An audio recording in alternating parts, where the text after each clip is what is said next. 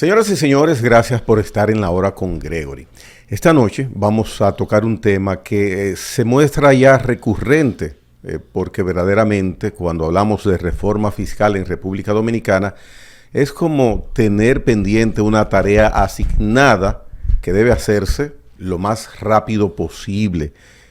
Para tal fin, tenemos una persona que verdaderamente puede tocar este tema con destreza y con conocimientos de causa. Israel Abreu, experto en consultorías financieras, macroeconomista, una persona que, como dije, preparado sobre el tema. Gracias por estar por primera vez en la hora con Gregory, Israel. Espero que sea la primera y no la última. Y que no sea un cliché. Así que no sea un cliché, que tú me sigues invitando. Claro que sí, con mucho gusto. Israel, todos los programas de opinión desde hace meses usualmente tocan este tema sobre la reforma fiscal pendiente para realizarse en República Dominicana, y empezamos a hablar del tema y se desarrolla el tema. Ustedes, los economistas, los financistas, pues tienen muchos elementos para tocar este aspecto. Ahora bien, antes de empezar a desarrollar el tema, ¿cuál es la situación, el cuadro económico que tenemos en República Dominicana, que necesariamente necesitamos esa reforma fiscal? ¿Qué está pasando en nuestra economía? ¿Qué somos hoy? Mira, Gregory, yo quiero, antes que todo, hacer una leve explicación de cómo a nosotros, los dominicanos en sentido general, nos han trabajado neurolingüísticamente para que en República Dominicana, cada vez que se hable de una reforma de carácter fiscal, simplemente se lleve a cabo una reforma de carácter tributario. Y de hecho, en el ejercicio comunicacional que tú haces y en el que hace la inmensa mayoría de dominicanos en los medios en República Dominicana, ya en nuestra estructura de pensamiento nos vendieron que una reforma de carácter fiscal siempre va a ser tendente al aumento de impuestos. Y esa es la realidad que hemos vivido en los últimos 24 años. Entonces, ya teniendo eso claro, ¿verdad? Y partiendo de la pregunta que tú me haces de cuál es la situación que tiene República Dominicana, que en alguna medida nos han vendido esa historia de que necesitamos aumentar impuestos, ¿verdad? Porcentajes de impuestos, ampliar bases, ¿verdad? O crear nuevos impuestos. Entonces, debo decirte que el resultado de la situación actual en las finanzas públicas que tiene República Dominicana no es más que la acumulación del mal manejo de las finanzas públicas de los últimos 24 años. Eso implica la administración de Hipólito Mejía, 2000-2004, la administración de Leonel Fernández, 2004-2012, la administración de Danilo Medina, 2012-2020, y los últimos 4 años de Luis Abinader, que ya se religió, ¿no? Y que se va a juramentar nuevamente el 16 de agosto. Entonces, esa es la situación. Mal manejo de las finanzas públicas durante 24 años. ¿Por qué? Porque ningún gobierno, salvo el caso del doctor Joaquín Balaguer, se propuso administrar las finanzas públicas de manera responsable en el orden siguiente. Administrarse primero con los recursos de producto de las recaudaciones, número 1. Y número 2, entonces, y quizás más importante, invertir un porcentaje adecuado de esas recaudaciones. Por ejemplo, el doctor Joaquín Balaguer, en el mejor de los escenarios, en el peor de los escenarios, lo mínimo que invirtió de su presupuesto fue el 20% de los ingresos del Estado. En el peor de los escenarios. ¿En este momento? Balaguer no, ahora es menos de un 10%, para que tú tengas una idea. 165,000 millones cuando las recaudaciones y los ingresos totales del Estado son 1.600.000. Te hago un pequeño paréntesis cuando le menciono eso, por ejemplo, a don José Lois Malcún en ese asiento sentado, digo, mire, pero Balaguer tenía una inversión bastante alta en gastos de capital. Entonces, respuesta de él, sí, pero con unos sueldos de miseria. Entonces, ahí, como se dice en buen dominicano, me mataba el gallo en la funda. Buena inversión, pero ¿a costa de qué?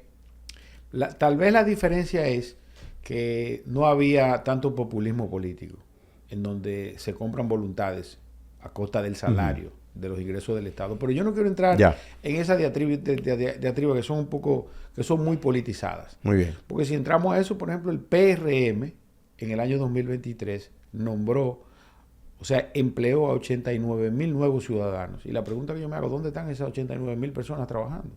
Pues si estuvieran en la frontera, estuvieran a cada 10 metros uno del otro, en toda la frontera. Entonces, eso es parte del problema.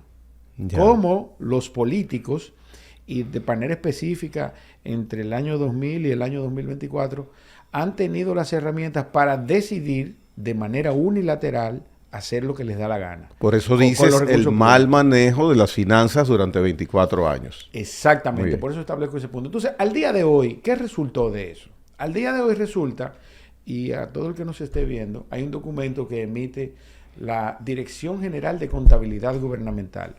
Ese documento se llama el Estado de Recaudación e Inversión de las Rentas, ERIR, que es el equivalente o igual a los estados financieros de una persona física o de una compañía.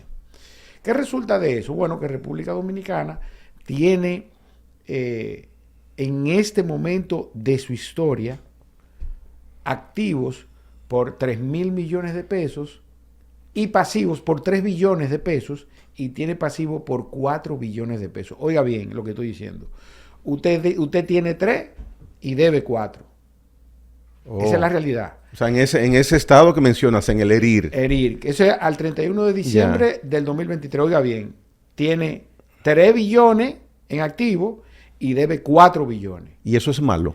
Pero muy malo. Imagínese usted que usted tenga, todo el que nos está viendo, que usted, después de usted sumar en una hoja el efectivo que tiene, las cuentas por cobrar, el inventario, los activos fijos, ya sean inmuebles o inmuebles, y cualquier otro valor, inclusive intangible. ¿Y no se replica eso en las economías de otros países normalmente? Claro que no. No. Pero me explico. Porque una cosa es la economía del país y otra cosa es la finanzas públicas. Qué bueno distanciarlo. Eso es un dato muy interesante que usted acaba de dar. Sin embargo, entonces, cuando usted hace ese ejercicio de finanzas al respecto de su situación financiera, resulta que usted tiene 3 millones pero debe 4. Si usted se ve en una situación de extrema crisis y vende todos sus activos, usted va a quedar debiendo 1 millón de pesos, es decir, 1 millón de pesos negativo. Esa es la situación actual de República Dominicana. O sea, el país está quebrado. No, el país no, el Estado. El Estado. Acuérdese que las finanzas del país, quien las registra es el Banco Central.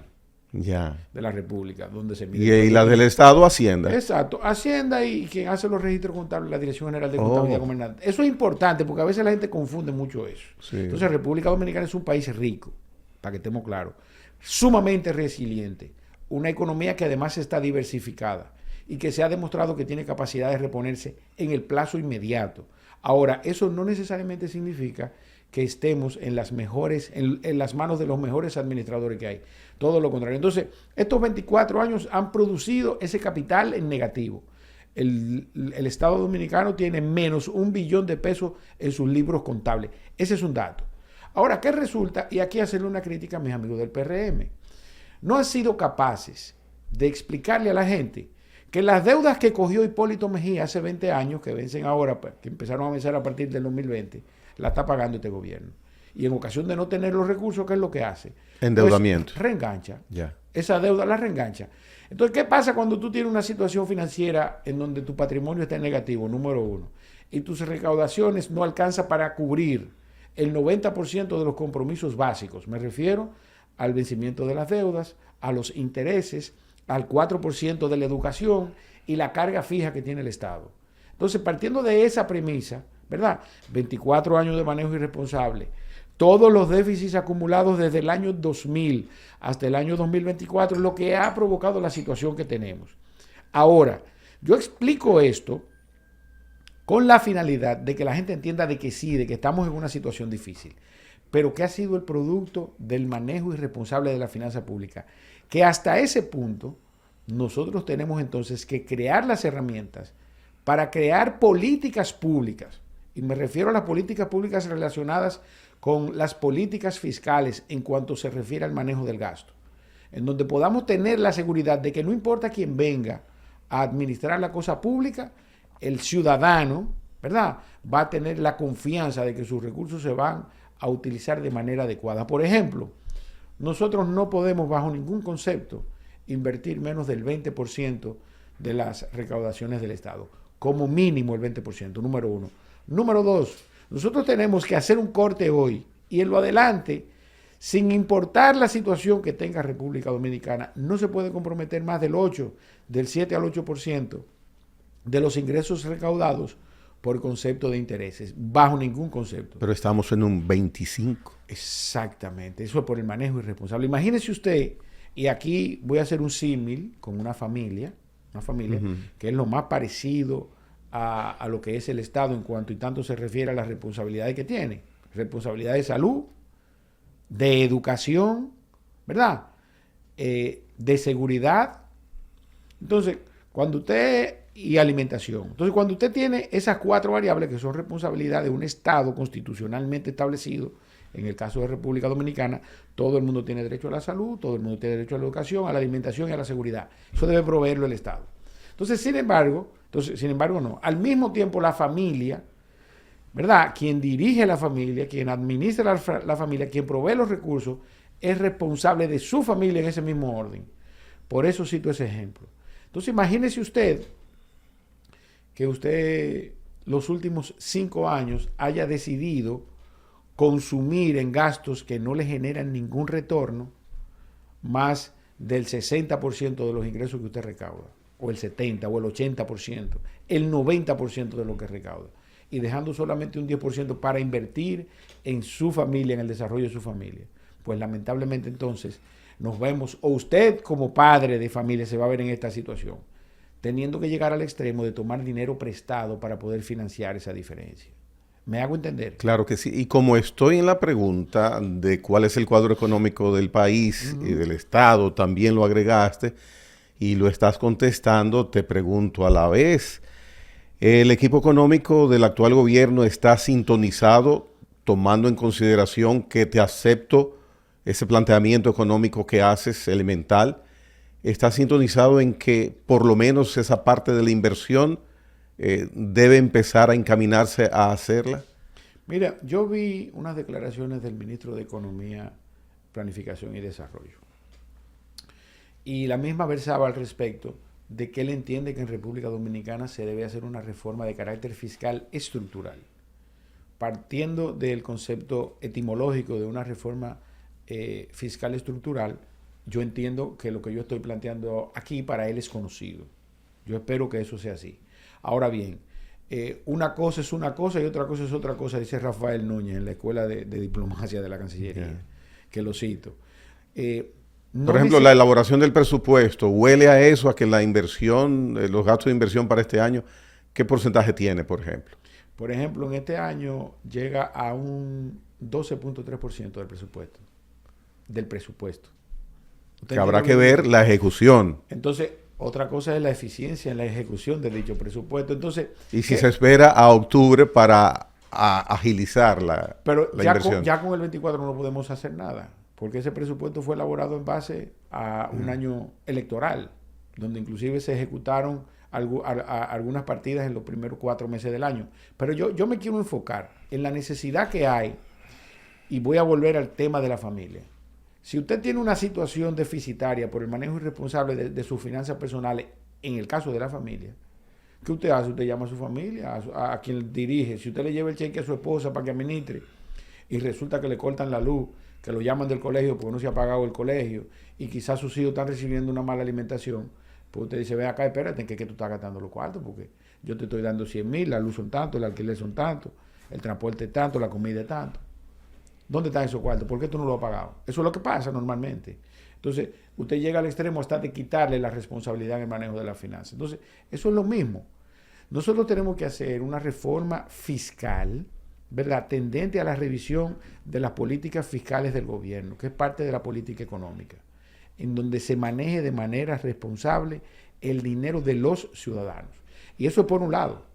Por otro lado también entonces tenemos el caso de la evasión de la elusión y de la informalidad. Muy bien. Esos son tres aspectos que iba camino hacia allá, pero me devuelvo un poquitito.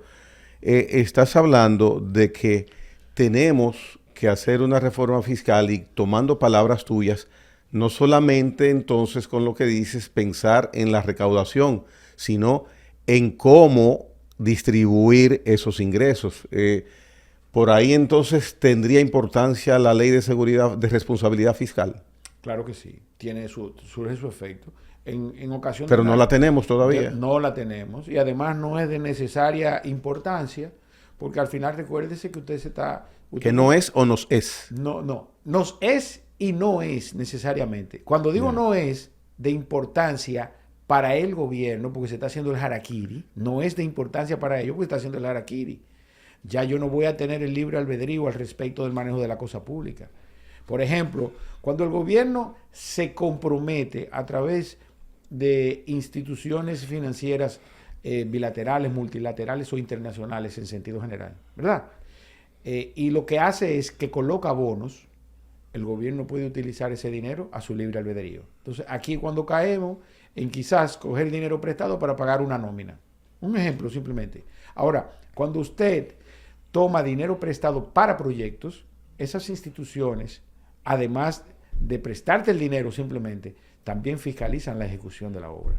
Entonces, ese puede ser un método, que aquí no se coja dinero prestado y que sea utilizado a su libre albedrío, no, sino que él mismo venga comprometido a través de una obra de infraestructura o de inversión pública. Con lo que mencionas de la evasión, la elusión, las exenciones, conociendo, porque ya este gobierno en el manejo de la economía, así como la política, lo social, tiene su característica, son 4 años, conociendo lo que es el gobierno, su modo de manejarse en el aspecto financiero, ¿piensas que la elusión y la evasión, sin mencionarte todavía las exenciones, en esos dos aspectos, el gobierno los va a tomar en cuenta para hacer una reforma fiscal? No los está tomando en cuenta, no, todavía. Y yo quiero agregarle 3. Las exenciones las vamos a tratar en otro capítulo. Yeah. Yo quiero, ¿cuáles son esos 3? Evasión, elusión e informalidad. ¿Por qué cito la informalidad de manera, vamos a decir, haciendo énfasis en ella?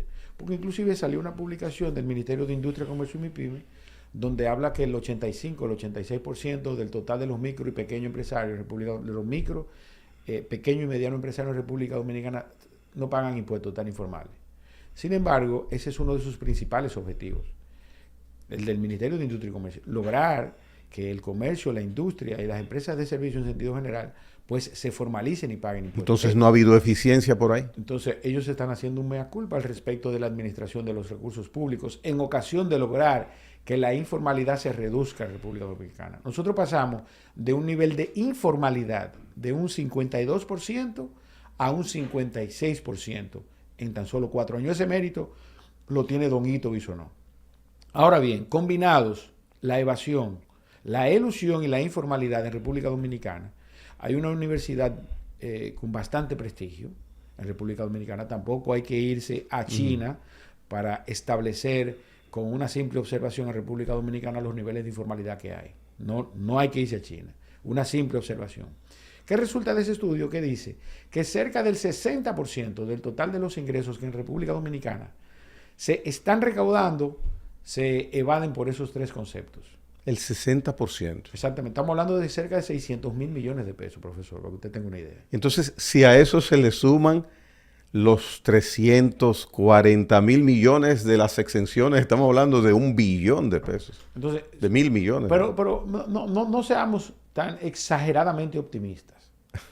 El gobierno dominicano quiere obtener de una reforma de carácter tributario que aumente impuestos, que amplíe bases o que cree nuevos impuestos, obtener un 1, en el mejor de los escenarios un 1.5 del PIB. ¿Cuánto es eso en términos de dinero real y efectivamente? 110 mil pesos. Vamos a ver, más o menos, unos 110 mil millones de pesos. Pero entonces, ¿el déficit cuánto es? Entonces, pero el déficit son, en este momento en República Dominicana, es un 3.1% del PIB. Eso fue el último año. Ese es el promedio, 3.1, entre 3 y 3.1 del PIB. Ahora bien, con el solo hecho de reducir la evasión, la elusión y la informalidad de República Dominicana, usted puede conseguir hasta un 3% del PIB. Solamente esas tres variables. Entonces, evasión, elusión e informalidad. Ahora, ¿qué requiere eso, profesor? Para usted reducir la informalidad, que eso es lo más grande que hay. Voluntad política. Voluntad política, pero también legitimación de los impuestos. Yo le voy a decir algo, siendo honestos, a usted y a mí nos vienen a contratar y nos dicen, mira, yo le voy a pagar a cada uno $1,000,000 de pesos. ¿Cómo lo quieren? En una funda negra ustedes me dan un comprobante. Comprobante. No, ahí uno pone la cara. ¿Entendió lo que le estoy diciendo? Claro. ¿Por qué? Sí. Porque no sentimos que los impuestos que pagamos en alguna medida nos son retribuidos a través de los servicios. Es más, yo le voy a decir una cosa. ¿Cuándo fue la última vez que usted fue a un hospital público a recibir servicios? Cuando yo era niño. ¿Hace qué tiempo? Me llevaron. ¿No? El otro día. Bueno, los otros días. Era Balaguer el presidente, seguro. Sí, Balaguer. Bueno, entonces, en el mejor de los escenarios. Pero en los últimos 40 años... En los 12 años. En los últimos 40 años, ¿usted ha ido a un hospital público? A hacer reportajes, entrevistas o visitar a algún amigo. ¿Y sus hijos estudiaron en una escuela pública? No. ¿Verdad que no? No. Ok. Y lo otro, ¿en su casa hay seguridad? ¿Es un policía que hay o es un seguridad privado? Privado. Muy bien. ¿Tienen planta eléctrica o inversor? Planta. Entonces, ese es el sacrificio que está haciendo la clase media. Y es a quienes... Ya. Va dirigida la reforma. Tú sabes que si bien es cierto, Caimares, que en República Dominicana la presión tributaria global a partir del PIB es baja, que es de alrededor, ha rondado entre un 13 y un 15%. No menos cierto es que ciudadanos como usted, como yo y como mucha gente que nos está viendo en este momento, tenemos una presión fiscal que se acerca al 45%. ¿Cómo? A través de los impuestos indirectos, claro, estamos hablando del ITEVI, el selectivo al consumo, claro. ¿verdad? Y los impuestos directos, el impuesto sobre la renta, el impuesto a la propiedad inmobiliaria, entre otros. Y esos impuestos, como los que les acabo de mencionar, que de manera subverticia tenemos que pagar porque el Estado no nos garantiza esos servicios. Israel, el llevar el nivel de informalidad a niveles más bajos para lograr lo que tú mencionas, tengo entendido que habría que ser condescendiente con ese sector para atraerlo a la formalidad. Entonces, ¿qué me va a aportar ese sector cuando yo le diga, ven, únete a mí, ¿a cambio de qué? Porque yo que estoy informal no te voy a aceptar la invitación porque a nadie le gusta cotizar. Entonces, ¿de qué se estaría hablando? ¿Monotributo? Porque habría que darle también una facilidad al que se quiere formalizar. Mira, ya hablamos de que hay que crear un medio de legitimación. Ese medio a través del cual el ciudadano se sienta comprometido a ir a hacer sus declaraciones juradas y pagar la proporción del impuesto al que se refiera. Número uno, legitimación de los impuestos, que en este momento no lo tenemos. Todo lo contrario. Hoy más que nunca, los políticos que han gobernado están sumamente desacreditados en el orden de la administración de la cosa pública. Esto usted no lo va a escuchar de muchos profesionales, pues yo le voy a decir algo, y aquí es una crítica a mis amigos profesionales del área de las finanzas, los impuestos y la economía. ¿Qué mérito tiene desde el punto de vista profesional el crear una reforma que sea tendente al aumento de porcentajes, a la creación de un nuevo impuesto, ¿verdad? O inclusive la ampliación de la base del ITEVI, que es lo que mucho habla. Eso no tiene ningún mérito profesional. Sí, porque lo otro, la elusión y la evasión seguirían igual, entonces. Entonces, eso sí tiene mérito, la lucha contra la evasión, la lucha contra la elusión, por ejemplo. ¿Por qué no nos ponemos de acuerdo y nos sentamos todos a decidir, miren, todos esos baches, todas esas distorsiones que hemos creado en nuestro sistema tributario, vamos a arreglarlos, vamos a hacer una reforma que sea seria, que sea estructural y que permita entonces, además de no perder competitividad en los mercados internacionales como país, ahí estoy hablando de país, no como nación, entonces nos permita a nosotros desarrollarnos. Y tanto el capital que viene como el que está se quede, y el que quiera venir, que sienta que en República Dominicana va a tener seguridad jurídica y va a tener un Estado comprometido con esa institución, con ese capital que está llegando a República Dominicana, que es otro de los aspectos que entiendo que mis amigos del actual gobierno están perdiendo de vista. Obviamente. Pero el gobierno se siente muy satisfecho con la seguridad jurídica que ellos tienen durante estos 4 años.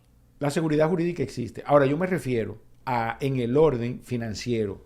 Cuando alguien va a decidir invertir en un país, el principal aspecto que tiene en cuenta es los costos fiscales que va a tener en ocasión de llevar su dinero ahí. A eso que me refiero. Entonces, si usted amplía base, aumenta porcentaje o crea nuevos impuestos, le está creando distorsión a la economía desde el punto de vista de la inversión extranjera directa y del capital privado en República Dominicana. Brevemente, antes de irnos a la pausa, si retrocedes un poquito con el tema de la informalidad, ¿cómo enamorarme a mí para que yo pase a ser formal, Israel? Muy bien, en República Dominicana ya se han hecho todos los esfuerzos suficientes y necesarios para que de manera compulsiva el contribuyente pague. Tenemos N cantidad de años bregando con comprobantes fiscales y todo lo contrario. Eso ha sido un aliciente para que las recaudaciones bajen más en función de los niveles de evasión que se han creado.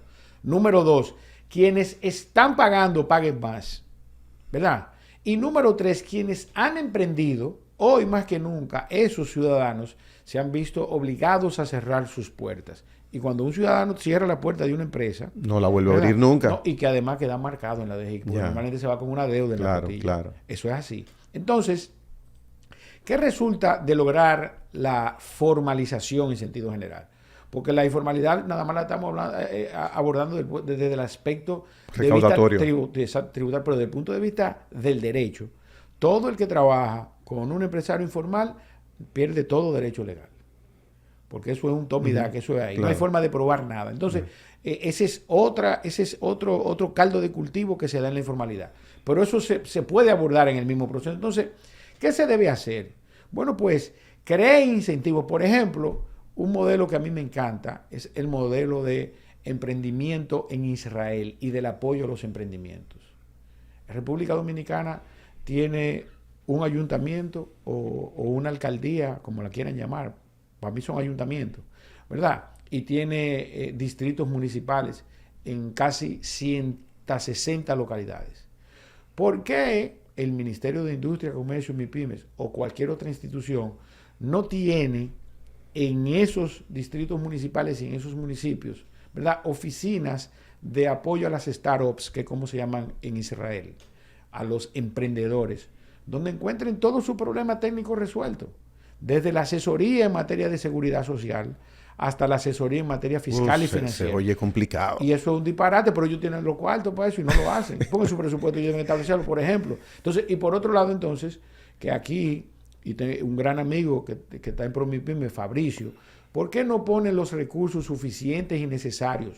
No para regalarle el dinero a la gente, sino que real y efectivamente, ¿verdad?, a través de ProMIPYME, que es una institución que está ahí, ¿verdad? Entonces se le pueda poner el capital semilla a cualquier ciudadano que tenga un plan de negocio mínimamente decente y que lo esté llevando a cabo o que lo piense desarrollar a tasas de interés blanda. Y por otro lado, desde el punto de vista fiscal, pues definitivamente ni siquiera hay materialidad en el cobro de los anticipos.